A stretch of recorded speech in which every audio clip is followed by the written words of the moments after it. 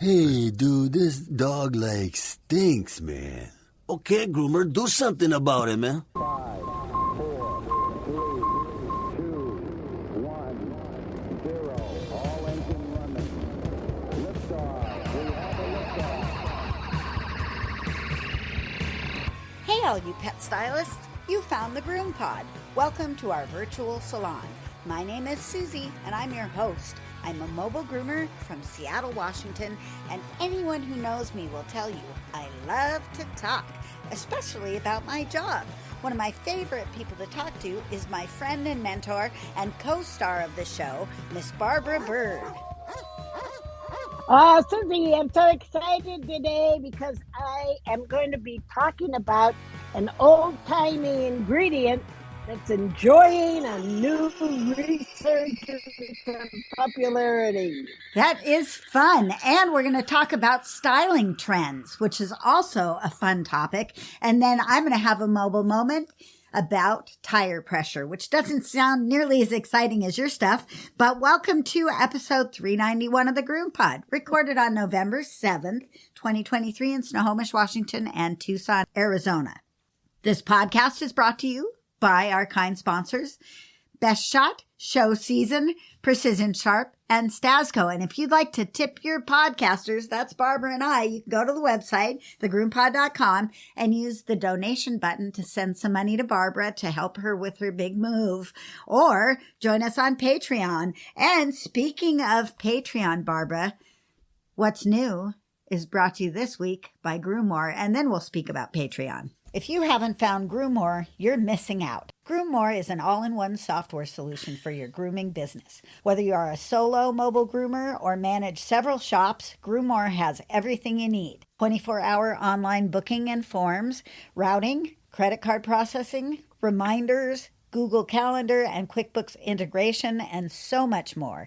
And the best customer service anywhere. Shop, mobile, or house call, Groommore has you covered. And they're giving us a free month. Just enter GroomPod22 in the coupon code. Barbara, we had a donation from our very loyal Erica Price. She gave us $100. And yeah, of course, I sent that to you already.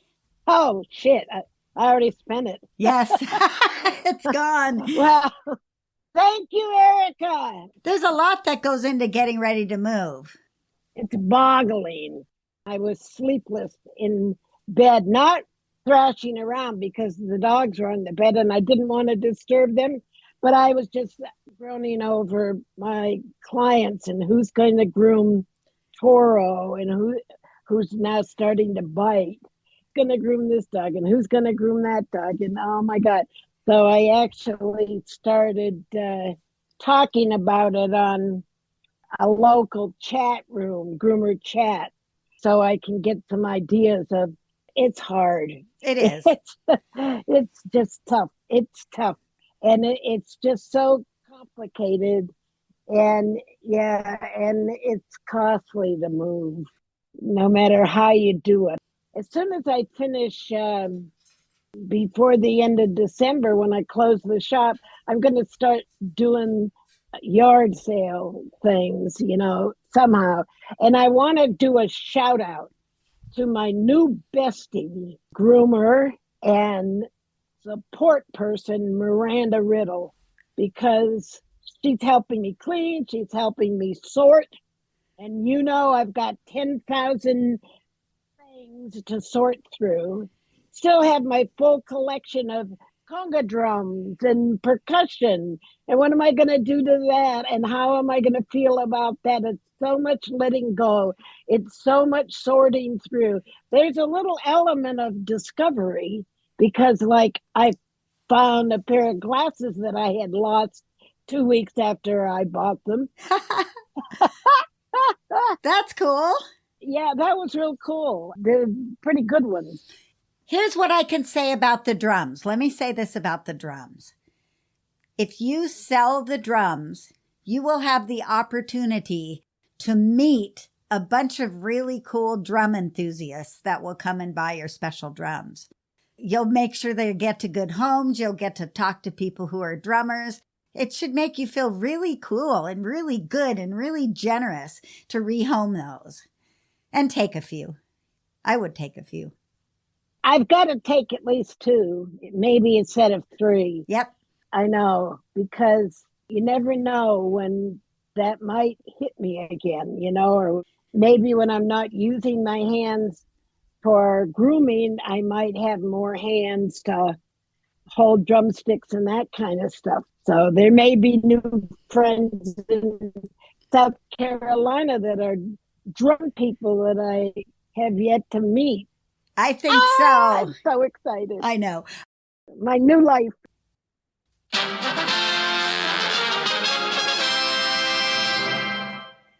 We have a new sponsor. You might have heard it in the beginning of the show when I snuck it in there. We've got Precision Sharpening and Shears on board with us. It's so exciting. These are the people who have done my sharpening for a long time. Randy and his wife, Cheryl. It's a small company and equally as lovely and wonderful as the Evolution Shears people who have been with us for like 7 years. Evolution has, and they're a great company. I invite you to use them because they're very good.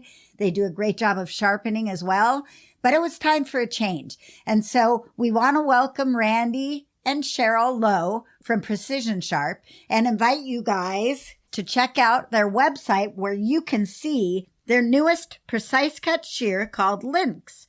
It's a patented design featuring a thumb ring that slides the length of the handle for perfect ergonomic placement of your thumb.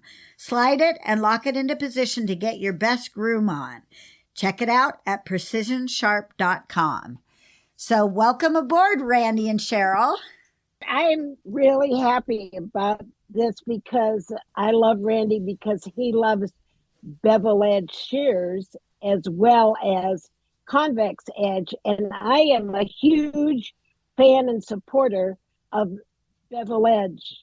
The convex edge kind of took over the industry, but for grooming dog hair, there's places, especially working with thick coat like Cocker Spaniels and things like that. The bevel edge is really a superior choice. Bevel edge shears are a very good choice for beginners because you can feel the cuts more with a bevel edge shear than you can with very narrow convex edges.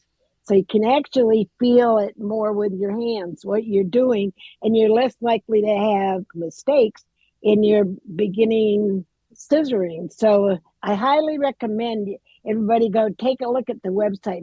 And the other thing that I love about Precision Sharp is that Randy will custom make anything to your specifications. Absolutely. I want one of those link shears. I want to see where my thumb wants it to be the most because I totally get that offset thumb is when you have the thumb ring that's a little bit shorter than the finger ring, that's called an offset thumb. And that's what inspired this new Lynx design so that you can actually set that thumb ring right where your hand wants it to be.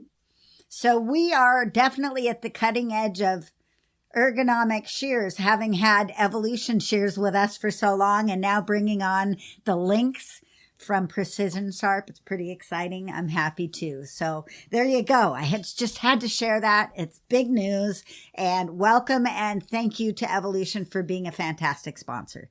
So I just thought I'd share with you what it's like to spend a week in the mobile. Actually, it wasn't just a week. This has been a trend for the last 2 months. So the first thing that happened to me is I got a nail in my trailer tire in the middle of the day, and I had to run and fix that. So boom, there goes the trailer tire, reschedule your day, right? The following week, I picked up a nail in my front Explorer tire, but my tires were bald, so I needed to replace them. So there was like $900 to replace those tires, just random. I knew they were going. You just have to deal with it though. So I replaced my tires. And then all of a sudden I noticed that my engine wasn't turning over as strongly as it had been. And sometimes when I started it, my airbag light would come on and not go off. And that was telling me something was kind of funny in my electronic system somewhere. And then I sat in a parking lot and I ate my lunch and my battery died. And I had to get a jump from a stranger standing out there. This is life in a mobile with my jumper cables, waving them to have some really nice young man with his Honda jump me and get me back going. And then, of course, it happened at the next appointment as well. So the guy had to come out and jump me there. And then I went home and I grabbed the little jump box, little starting box that we have, and I put that in the car. And then for the next 10 days, I jumped my car 4 or 5 times a day. Jump in the car, jump in the car, jump in the car, because we couldn't find the battery for a price that we were happy with. So I just kept dragging the jump box with me and jump in the car, go to the grocery store, get a sandwich, come back out, jump the car, go to this grooming appointment, come back out, jump my car. I just was warning people ahead of time, I'm probably going to have to jump my car. Don't worry, I have the box. Just as all of that was going on with the battery, one of my 2 shop lights inside the trailer puked out, just rusted and crumbled. So now I only have half my lights and a battery in my car that doesn't work. And so this is what happens. You have to be able to roll with this stuff. I ended up ordering shop lights, LED shop lights from Amazon, and only to have them get lost, which is a rarity on Amazon, especially when it's supposed to come in 2 days, but they got lost. Then I had to wait 2 days before they would let me cancel it and reschedule it. Then I reordered them and I got the lights in. My husband put them in, and then I dealt with the stupid battery problem. And now I have new lights. I have a new battery. I have new tires, front and back and on the trailer. And life goes on. Hopefully things will settle down now for a minute. Jeez Louise. It's just one thing after another. I have a nail in my tire. And my daughter's been sitting out in front dead in the water, dead on the tire for 3-4 days, and it's still flat out there. I'm going to have to call roadside assistance and get them to come and change my tire. I applaud your problem solving. It gives me endorphins. I know. I just wish you lived near me. Me too. So that you could inspire me. I could just come fix your shit. I just call you, come fix my shit, Susie. I'd buzz over there. We'd fix it. It'd be fun. So what'd you do this week other than not drive your car? I broke up with customers. Oh, that's so stressful. It was so hard. Susie, it's not getting any easier. And I've actually had a grown man tear up at the idea of losing me as a groomer, which is sort of funny, but not, you know. This is a 10-year-old super fat Bichon with soft hair. So she gets every 6 weeks, and they tip real well. They're a real nice young couple, and the husband has been bringing the dog in and picking it up. He said, "Oh, no, we've been with you for 3 years. It took me 7 years to find you." Aw. And he said that when you did Babs is the dog's name. Isn't that cute? Yes. I just so identify. Babs. When you first groomed Babs, you sent my wife a picture of the finished groom, and she wept. She was so glad that somebody finally found Babs's personality in her haircut. And he showed me, he said, as a matter of fact, she just got a memory thing on Facebook about one of her previous haircuts, and he showed it to me. It was just like not the Babs we know. The dog had long ears, poodle-style ears, and just a little cut-in face. It wasn't Bichon like at all. And I just felt so bad. I've got to find somebody. And to do Babs just right, you need to put a little product in the top of her head because otherwise she has kind of a flat head. And I don't want someone just to do a snap-on comb and give her a little cap because she needs a round head. Yes. Oh, well, anyway, that was painful. That Yeah. one was painful. And it caused me to break my promise, and I went and bought a bottle of red and drank it all. I had what you call a happy hour, like 1 hour and then I'm out. New definition of happy hour. 1 hour of drinking one bottle of wine and then I'm to bed. Thank you. Good night. And I felt like shit the next morning. So we don't do that very often. I just couldn't bear the emotional load of some of these separations. It's just really hard. And that kind of like featured my week. Next week, maybe we'll have something fun and different.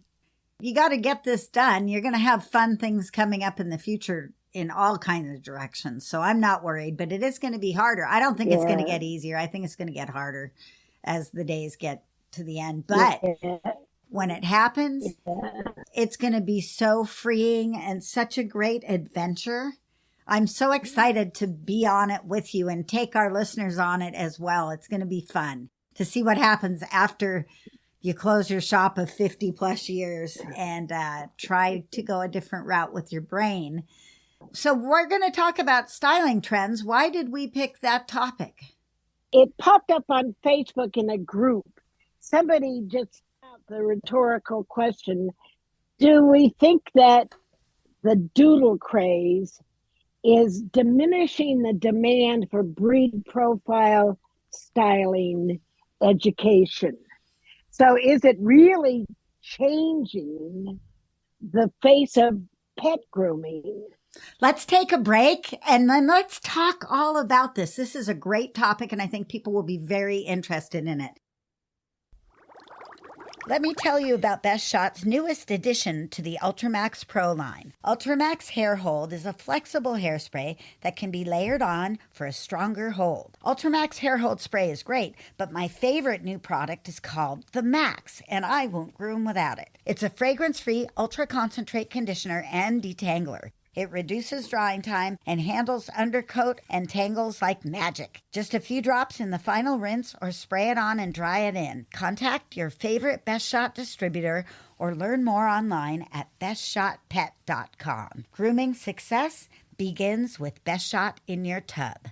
Made from the best stuff on earth.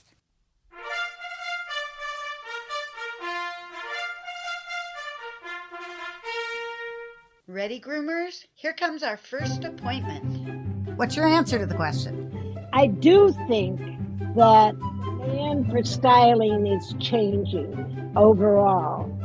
However, I freak out to think that diminishing the need for knowing your breed profiles, because that is also a specialty. But I think that overall, it's not exactly that the doodles are changing the styles that people want. It's that doodles satisfy the style that people want. So it's people be looking for a less formal dog than the poodle. You see, and unfortunately, most of the poodle drawings, pictures, especially as they're used in advertising, are showing show poodle retro clips with the waist cut out and the neck shaved, and so it's either these retro, really kind of bizarre poodle clips that we used to do, or it's these intense special lamb clips and the German clip and that kind of thing. So the poodle came to represent fancy grooming, fancy, elaborate, stylish grooming. And people aren't into that so much. Look at the hairstyles for women and how they've changed. I can remember sleeping with rollers in my hair. I can remember getting my hair teased and into a beehive type thing. I would come down. I was going to graduate school in Phoenix, and I'd come down to Tucson and have it done. But every night I would wrap it in toilet paper and a hairnet so that I could keep my beehive. And then I would like use a hair fork and lift it all back out in the morning and go on my way, right? So the great thing about being 83 years old is that I have this terrific view that goes way back.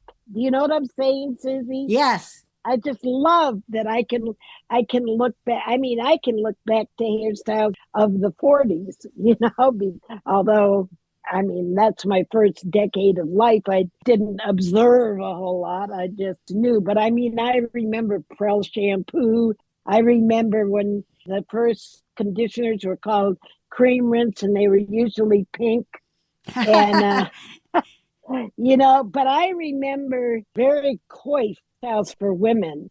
And now there's even these shaggy styles, uneven, asymmetrical.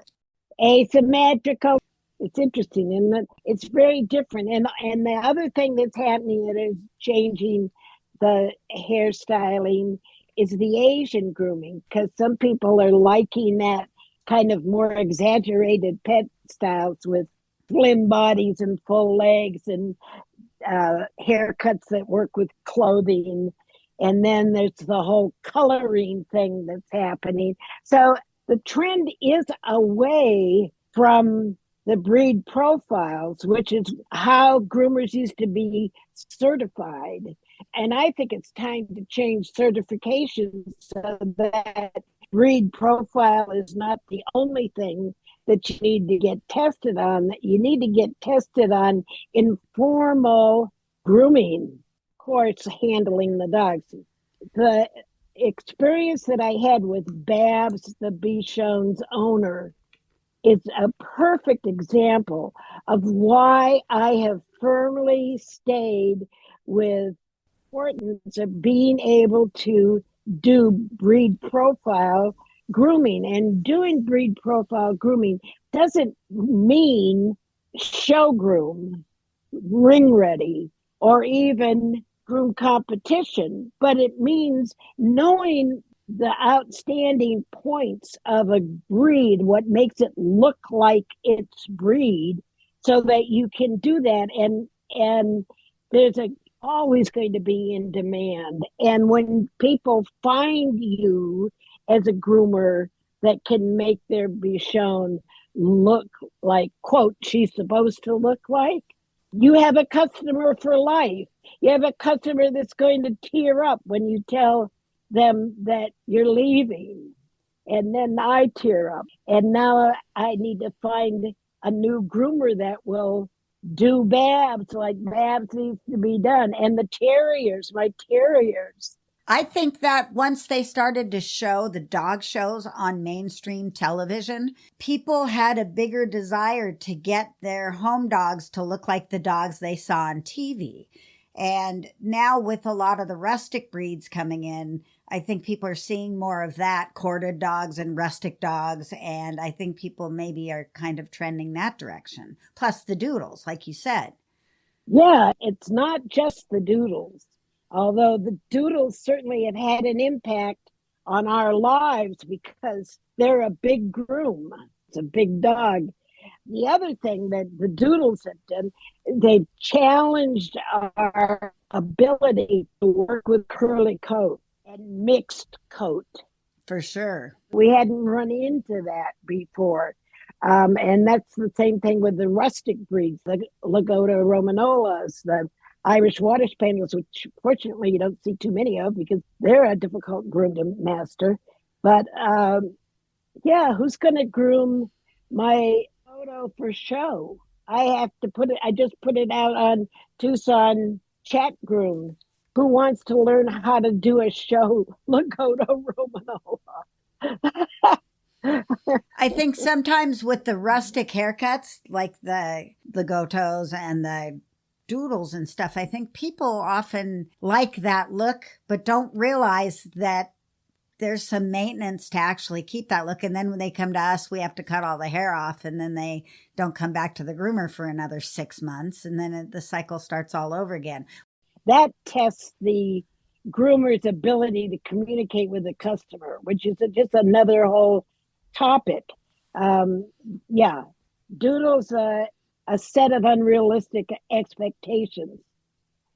But then poodles used to too. It's just that when poodles were popular, they belonged pretty much to celebrities and upper class people who didn't care so much about it costing more because it took longer. Doodles, on the other hand, belong to a wider range of people who have now spent $3,000 on a dog, and they probably don't have any more money to spend on grooming. And what do you mean I need to spend $125 a month for grooming this dog? Nobody prepares them for that. Exactly. I saw an ad on Nextdoor, because I read Nextdoor because I'm a Mrs. Kravitz. You guys who are young don't know who Mrs. Kravitz was, but she was the nosy neighbor of Bewitched, who was always watching what the neighbors were doing. Well, I watch what the neighbors are doing through Nextdoor, and a lady posts, "I'm looking for a golden doodle for my daughter with a very small rehoming fee." And I looked at that and I thought, lady, you're getting the most expensive dog to groom that there possibly could be. I mean, right up there with a standard poodle. You're going to have this dog groomed all the time, and you're hoping to get it for free. How are you going to pay for that grooming? And why the dog being rehomed? Is it impossible to groom?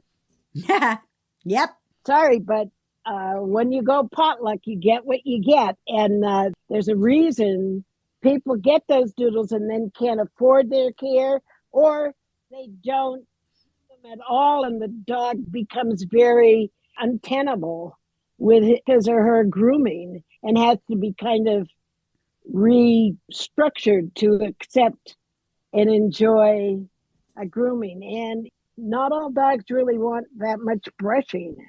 I do a lot of drop coats, and I remember the style when I started grooming was to have a really long chin and really long ears on like the Shih Tzus. Man, I'm glad that's done. I don't have any dogs that get done that way. I don't know if it's because I just don't do them that way or because people don't ask for that anymore. But I still groom the one family that did have the long chin and the long ears and the long tail on the fairly reasonably short body. It always looks like they're going to fall over forward. If they stop walking, they'll just go plop right on their head. I'm grateful for some of the changes that we've had. Yeah. And I'm going to confess that my mother and I raised and showed Apsos in full coat. The only other thing than a full coat with a Lhasa Apso was when it was clipped down.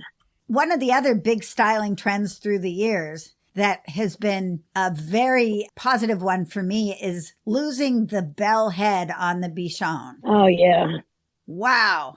The gigantic bell head was in when I first started to groom, and then I don't know who it was that started rounding up those corners. It was a poodle handler. I used to have to compete against him, and he designed a new trim for the Bichon. Yeah, I was glad to lose that. And that bell head kind of hung in there for an extra long time, as far as I was concerned. That's how the guy who taught me how to groom, that's how he would do Bichons, was a bell head. And I was real happy to see that go. I thought it was kind of ugly. But whole time that I had Lhasa Apsos, and I had them for, at least 15 years or so, I never thought some kind of a shortcut. It was either the full groom or they had to be shaved down.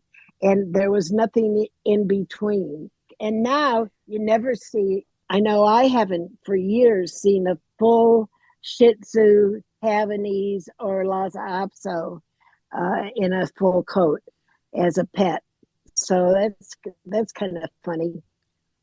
Yeah, things change, and doodles are a huge change. And I think that informal and cute, the Asian grooms are popular because they're cute. They make the dog cute.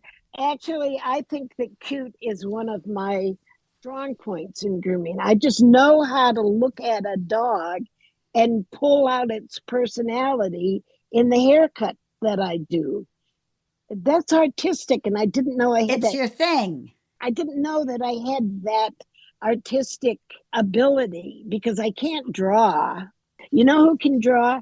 Lindsay Dickens of the Droom team many times. Um, I knew she was going to be a great groomer because she could draw. And if you can draw, you can groom. And the thing of it is, if you can't draw, you have a chance. You can still groom well. And mine is not so much from being perfect, but it's knowing how to make the dog look like the groom profile without it being an agonizing show groom, and taking a mixed breed and finding the cuteness factor and emphasizing it through my styling. Even I have done more informal grooming as I went into my 40th and 50th year grooming. I think sometimes the equipment influences the styles as well. For instance, we didn't used to have the proliferation of blenders, thinners, and chunkers that we have today.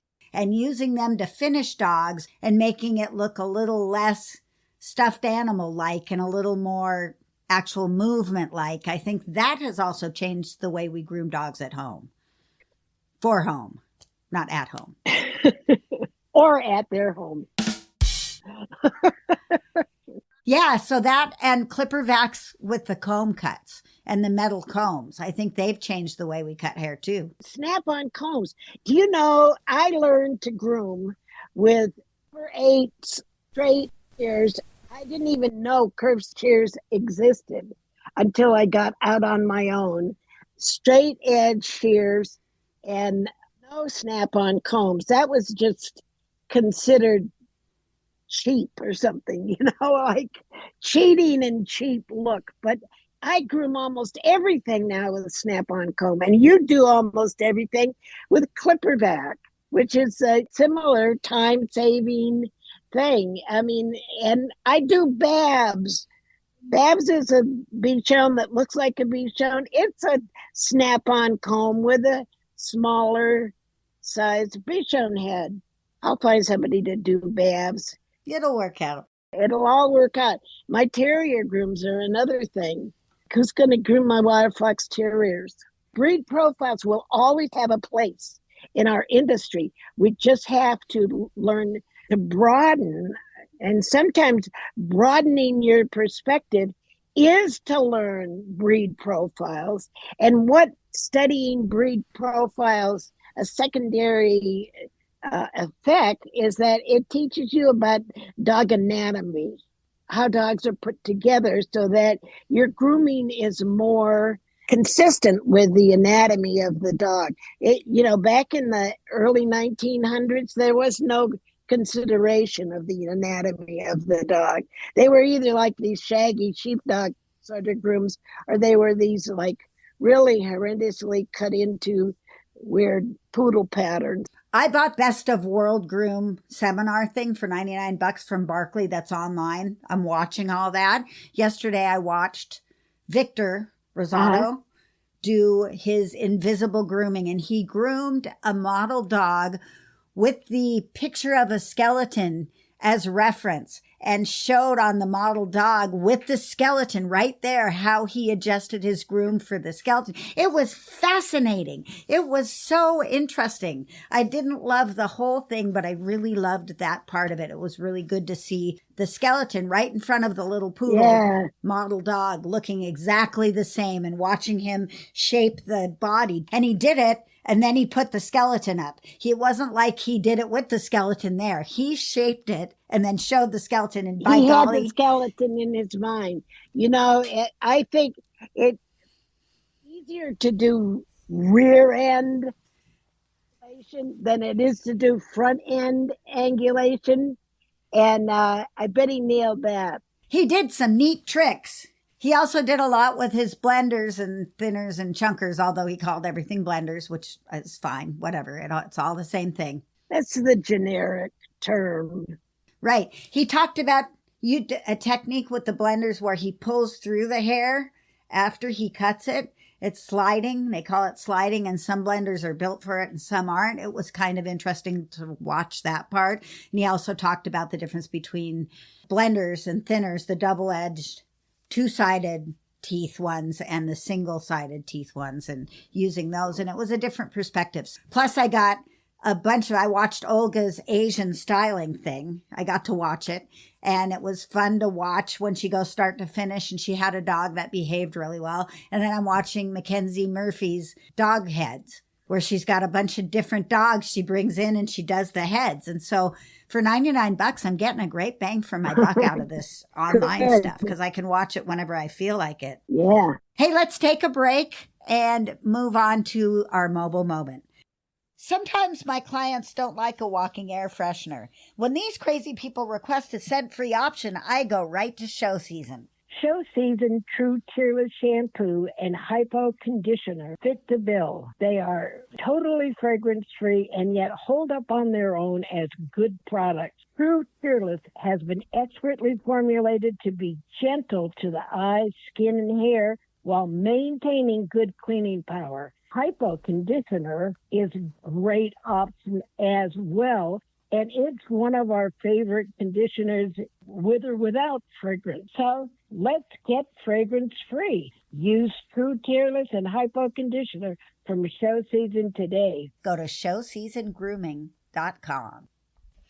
Look out, here it comes. It's your mobile moment. Tire pressure. We were talking about flats. I've had my own share of flats. You've got a flat right now. But I wanted to talk a little bit about tire pressure. And I'm going to do it fast. It's going to be brief. It's a mobile moment, after all. It is just a moment. So let me plow through this, then we can move on to Barbara's classroom. But I think this is important knowledge.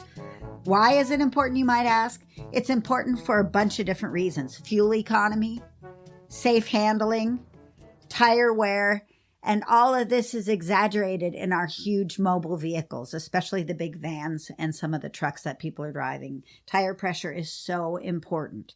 So do you know how to check your tire pressure? Yeah. You have a little tire pressure gauge. Do you carry one? Yeah, I have one somewhere in my car. Oh, good. I also have that air compressor gun, which gives you exactly 0.00, you know? Yes, that's perfect. There's all kinds of different tire pressure gauges, and there are some that are better than others. Sometimes I use the one at the gas station that's attached to the air hose, but oftentimes we're doing my air at home because we have a big compressor here. But I carry a little gauge. The best ones screw on to the stem. They screw on. The other ones, the ones that you just press into the stem, are not quite as good because if you wiggle, it kind of gives a misreading. But the ones that screw in are really good. Some of them have a little release button that'll let out the air if you put too much air in there, and that's kind of handy. But for me, the most important thing is I need the gauge to be big enough for me to read it, because some of the gauges on those tire pressure things are just awful. Amen. And here's another thing that people don't always think about. You need to check your tire pressure when your tires are cold. So not after you've been driving all the way to the gas station, you go, oh, look, darn it, I think I got a low tire. That's not the right time to check your tire pressure. You want to do it when the tires are cold because there can be quite a variance. So that means before you drive, not after or during when you're driving. In the shade, not necessarily in the sun. And I was thinking about you. That must be really annoying to have to try to guess how much extra pressure is in there because it's 110 degrees out. Yuck. Because the pressure can change by 7 to 10 psi in the heat or the cold. So it's important to do that. Many of us still have an actual spare in our grooming rigs because they're big rigs check the tire pressure on your spare occasionally. It's probably a good idea to do Well, that's that. what I have to do before I call roadside assistance, because I need him to put my spare on this Toyota, and if it doesn't have any air, I'll be very embarrassed. So I'm going to go out there, use my little gun. It's easy for me to say this, but to actually do it, oh God, I just have a hard time doing anything. It requires bending over, which never makes me excited Yeah, for I you. know. How do you tell how much air to go in your tire?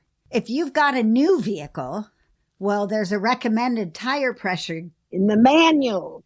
It's in the manual. It's also somewhere in your door jamb of your door, driver's door usually, or on the side of the car or on the door in that area.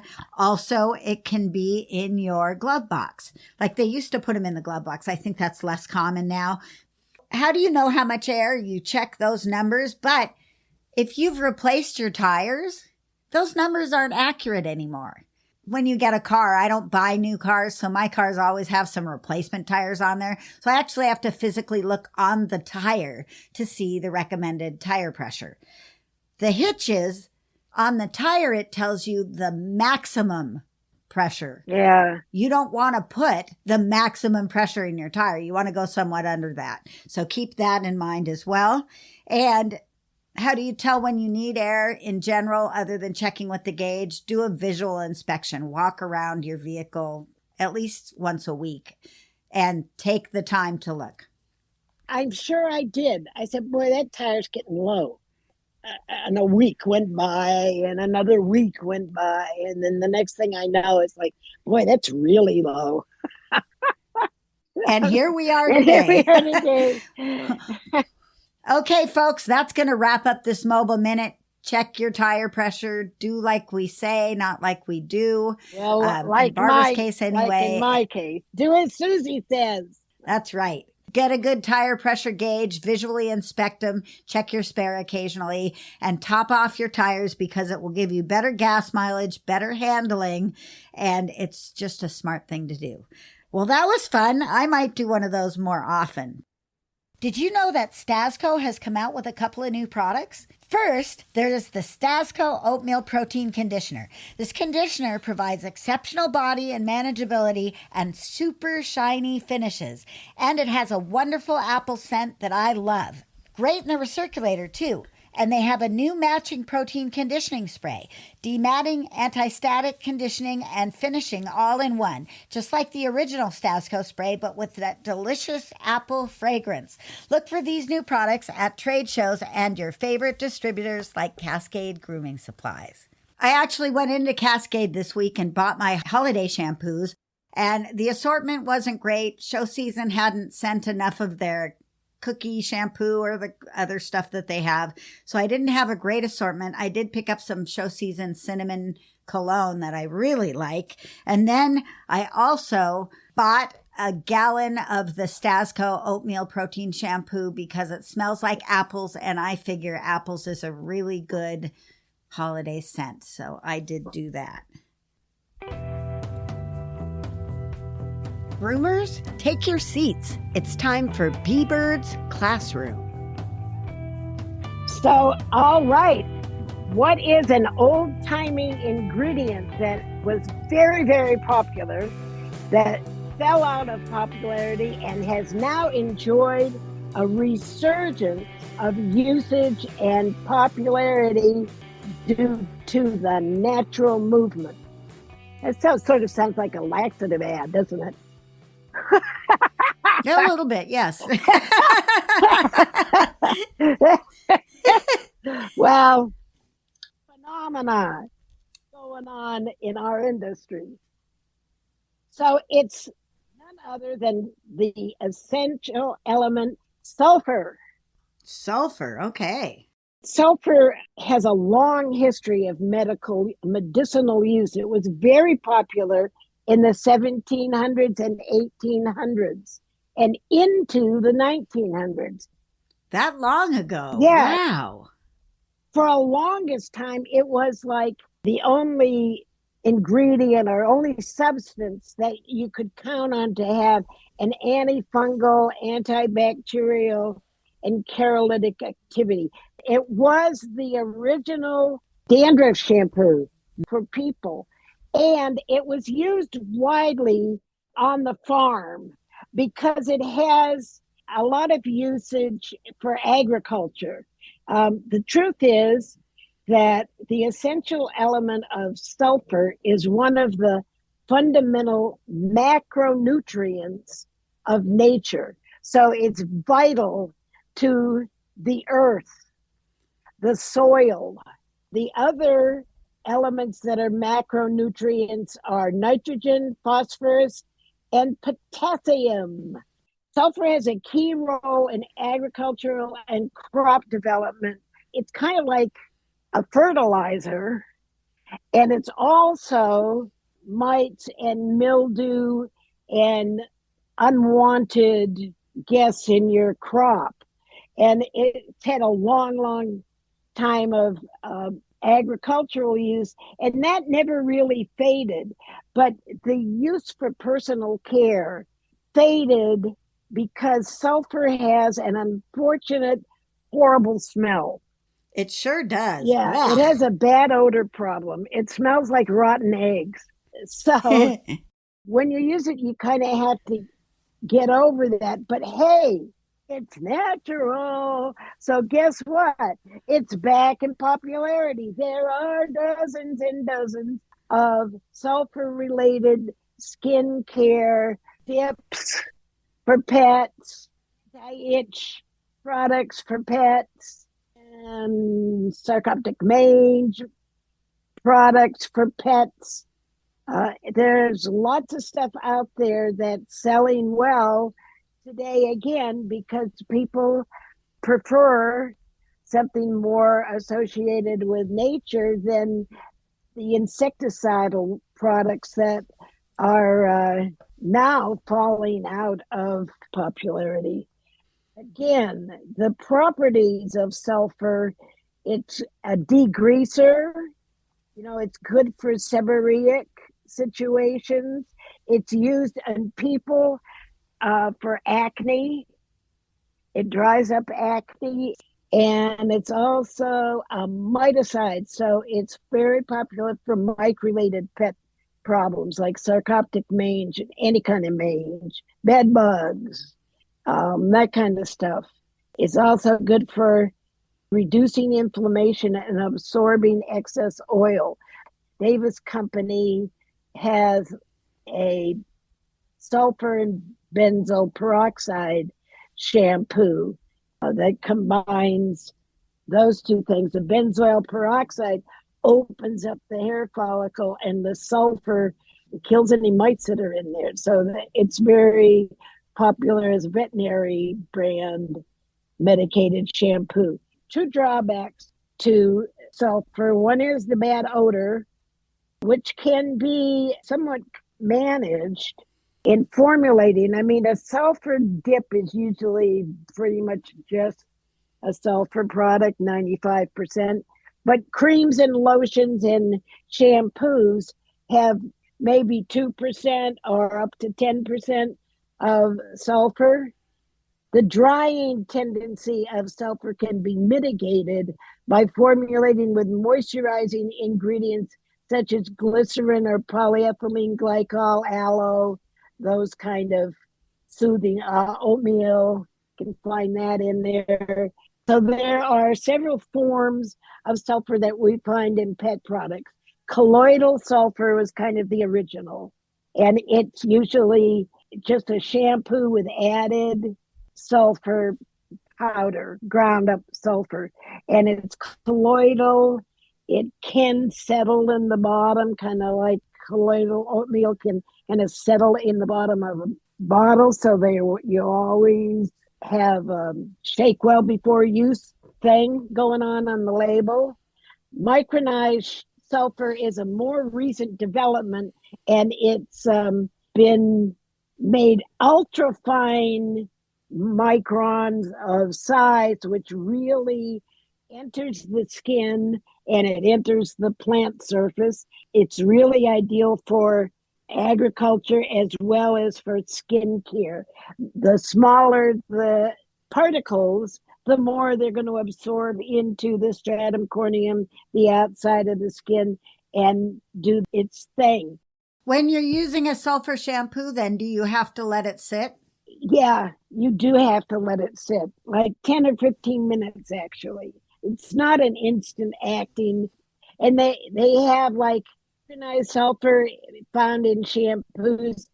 And like here, I have one right here. And how long do we wet coat, massage in shampoo thoroughly to saturate the skin, allow to remain on pet 10 to 15 minutes, rinse well.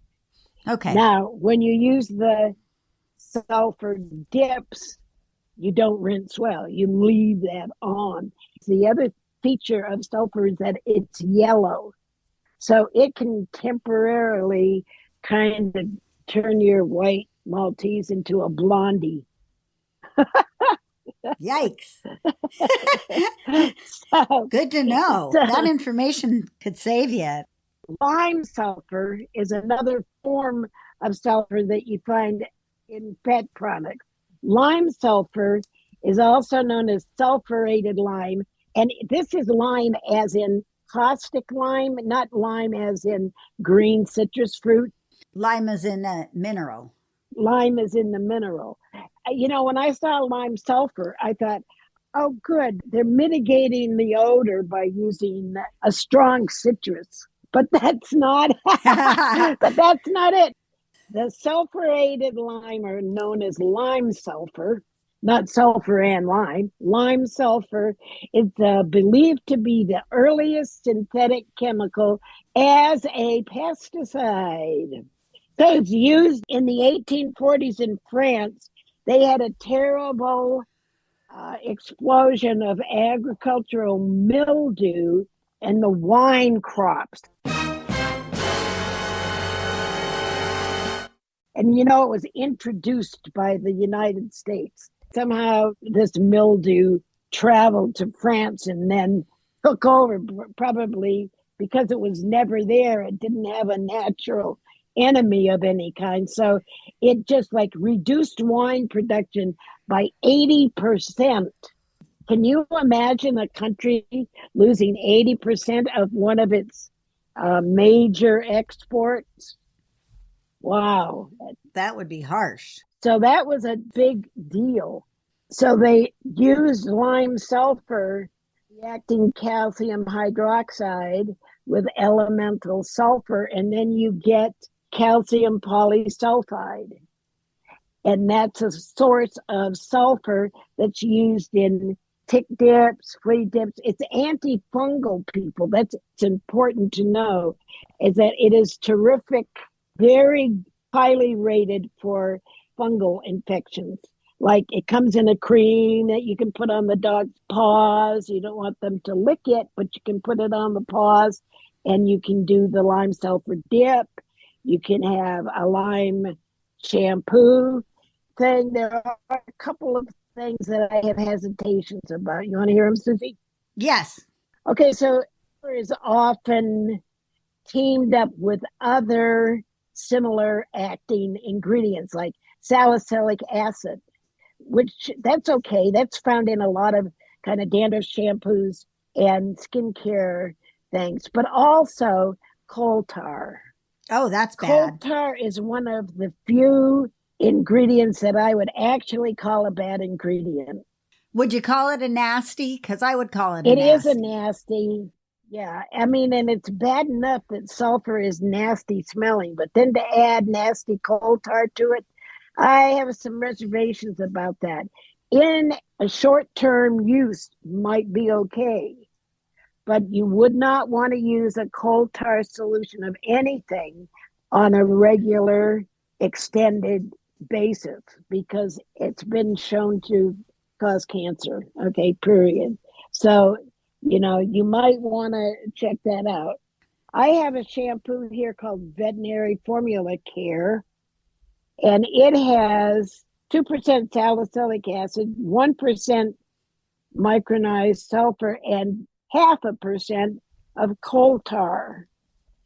And it is not a nasty shampoo. It's actually a pretty good anti-parasitic shampoo, kind of 6 of one and half a dozen of another. Do you want to use a pyrethrin flea and tick shampoo, or do you want to use a coal tar and sulfur shampoo? I lean towards the sulfur product, but I would try something that doesn't have the coal tar if you can find it. Okay, how's that? Yeah, that sounds good. Just one final thing. My other misgiving is that it's really antibacterial, so it's going to kill off friendly bacteria as well as unfriendly bacteria in the skin's microome. You want to be aware of that and you might want to use a conditioner like iGroom prebiotic conditioner after you use something that really kills off the friendly bacteria of the skin, right? All right. Well, that's going to wrap it up this week on the GroomPod. We are so glad you stayed with us. Welcome to Precision Sharp, and hopefully we'll have a long and happy relationship with them.